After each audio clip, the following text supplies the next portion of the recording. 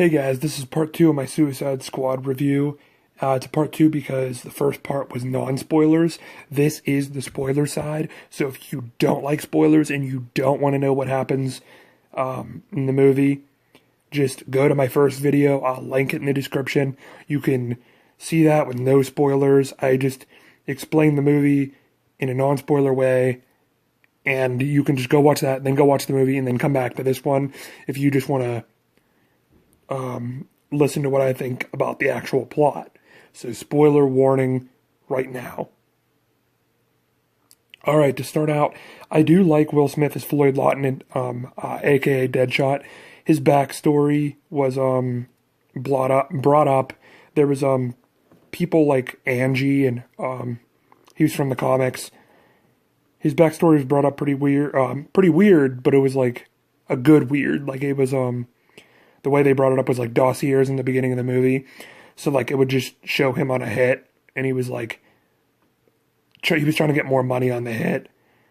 So I thought that was interesting because he can like talk his way through things. He's like one of the best assassins in the DC universe, if not the best. So I think Will really brings the life out in him. Then they even, one of the first parts of Batman in the movie is a flashback with Floyd, because Amanda says that basically Batman, she tipped Batman off to where Floyd was going to be, so Batman can bring him in. And then he like has this connection with his daughter.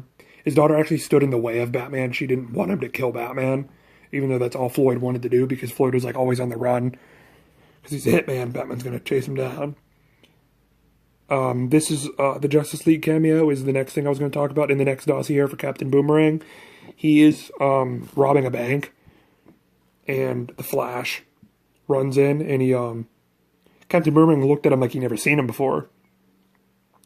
And the Flash made a funny remark about honor amongst thieves, because Captain Boomerang knocked his other partner upside the head, and then the Flash just like punched him in the gut, and then assuming he was captured because he's in prison. And then later in the movie, even Captain Boomerang was screaming about a red streak, so he didn't even know who he was. I mean, obviously, I think the Flash is relatively new to this whole crime fighting thing. So, yeah, he didn't know who he was, which is interesting because they call him the Red Streak, just like they did in the TV show. Next, this is actually a big thing. It was revealed that in Harley's dossier, that Harley Quinn, that she admitted to killing Robin. And if you didn't know, they did reveal that the Robin suit that was in Batman vs. Superman was Jason Todd's suit, and Jason Todd, obviously, which means he was the one that was killed, which stopped Batman from being Batman for a while. The killing, excuse me, not the killing joke, the Death in the Family, excuse me, was the comic in which they killed off Jason Todd, and then it started this whole thing, and when in the future he was revived as the Red Hood by like the Lazarus Pit. So if they're gonna do that is beyond me. But the Robin suit in Batman vs. Superman says "ha ha ha, joke's on you, Batman." But then Harley Quinn said she killed him. So I don't know if Harley Quinn's just covering up for the Joker, or if the Joker just vandalized the suit and then Harley Quinn actually killed him. Because it does expand on Harley Quinn's relationship with the Joker, and she's very abused, so maybe she did just take the blame just because it's him.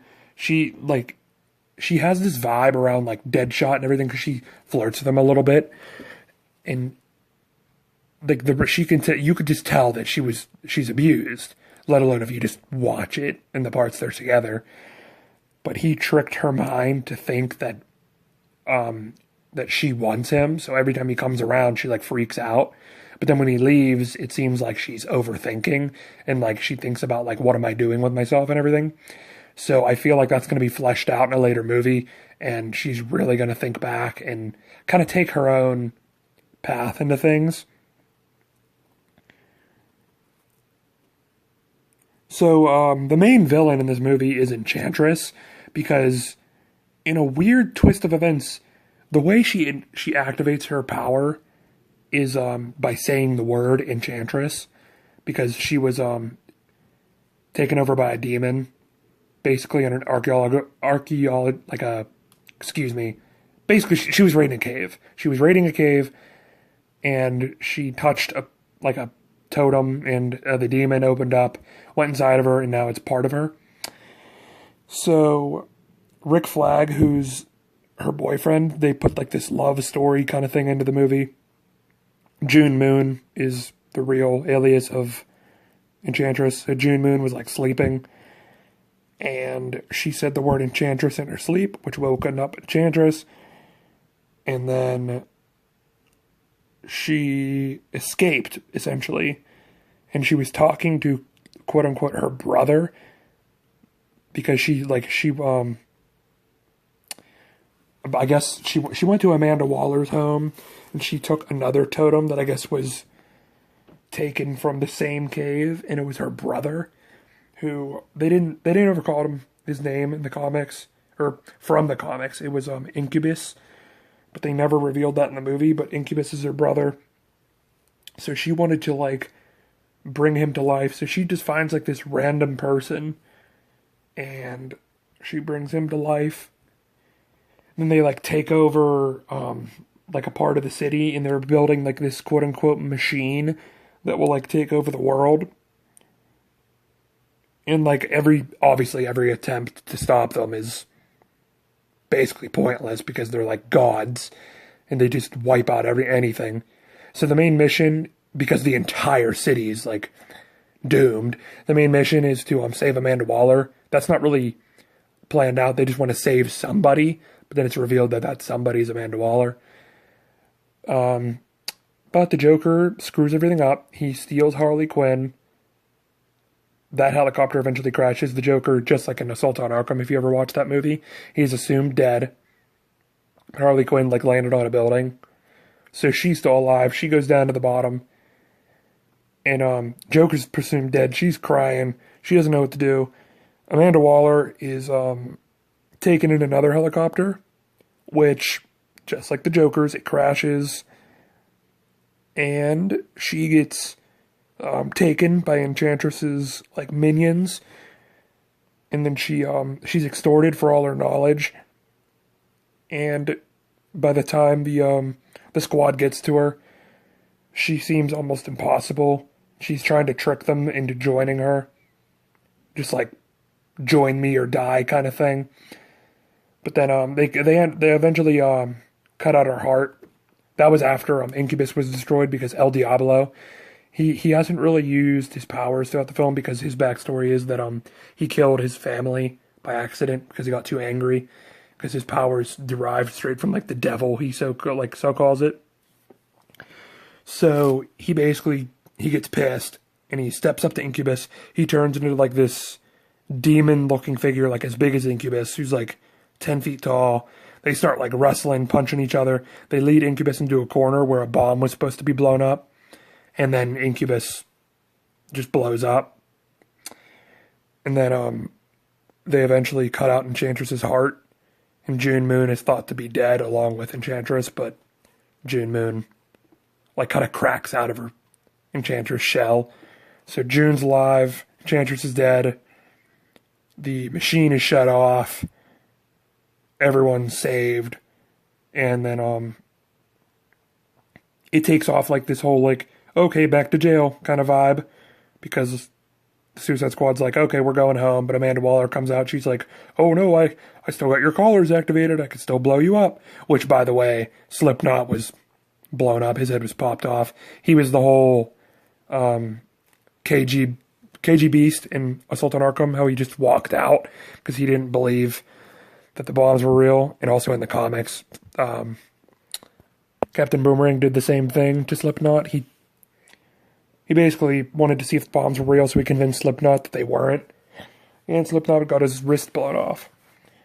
So Amanda is threatening to blow them up, and they all want something from her, like Will Smith, aka Deadshot, wants to see his daughter. Harley Quinn wants an espresso machine, aka blah blah blah, whatever. So as the movie's like winding down, Harley Quinn is drinking her espresso. Deadshot is seeing his daughter, talking about like it's so funny because he's helping her do her math homework, but because she's fully aware that he's an assassin, she's like, oh, this is like, because they're trying to find like the angle of like a triangle and the real distance of the, like, I can't even really explain it, but he's like, oh, this is really how the bullet travels, and he starts talking about like wind and bullet size and types of gun. It was actually really funny because it was just like a weird, because she's like 10 years old and you wouldn't think she's talking to her father about being an assassin, and it was just a funny moment. But then in the end, what looks like people in riot gear break into Harley Quinn's part of the cell, and the Joker magically appears out of nowhere to no explanation, and then they kiss, and then that was the end of the movie. But that's not the end there, because there is an after-credit scene or a mid-credit scene. It's only a mid-credits. After the real credits start rolling, you don't have to stay. There's nothing. But it starts out with Amanda wanting protection, because I'm assuming she wants protection because if people start digging through her files and everything, they'll find out that she organized the Suicide Squad and everything. So it turns out it was Bruce Wayne that was going to give her some protection, but Bruce wanted something in return. He wanted files on metahumans. So he took them from Amanda. It was he flipped through. There was Enchantress, there was the Flash, there was Aquaman, and then there was many, many more that the scene just didn't flip through. And so they kind of like went their own ways. They're like, yeah, thanks. And as he was walking out, it was funny because Amanda said, you know, you look really tired. Maybe you should stop working nights. And then he said back to her, you better disband your little group before my friends do it for you. So Amanda basically came out and said, yeah, I know you're Batman. Get it? You work nights, Batman. And then Bruce said, my friends will disband the group for you. Basically, the Justice League will come down on the Suicide Squad, and Amanda will be exposed, basically. So that after credit scene was actually really cool. I actually really like that because it gives an explanation for more of a Justice League feel, like how he gets all the information. He already knows some, but he doesn't know everything. So he gets it from Amanda Waller. And just overall, for the entire movie, I think the plot was decent. The El Diablo fight, I thought, was pretty cool. Because he was, like, using all his power. And I don't think because he did, like, quote-unquote, die from the explosion. I don't think he's dead, necessarily. I'm not entirely sure. But the main problem with the team-up movie is not using all the characters. Not that they didn't use them correctly. It's that they didn't use them enough. But that's because there's, like, so many people that they have to get through. So I feel like either in the sequel or in another movie, if they can just stem off to another Batman movie or whatever, they'll give them more screen time and more, like, just more explanation. Like Killer Croc, Katana, like, they weren't really used as much, but they were still used. So it was like, oh, I can't wait to see them in another movie. So I think that was the biggest problem with the film, but that was pretty much inevitable with doing a team up.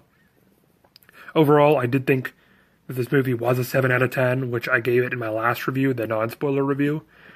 So, yeah, thanks for watching, and stay tuned for more movie reviews. Like, comment, and subscribe. If you agreed with anything I said, or if you disagreed, comment in the section below and tell me why you agree or disagree. I'd love to hear your thoughts. Thank you, and see you later.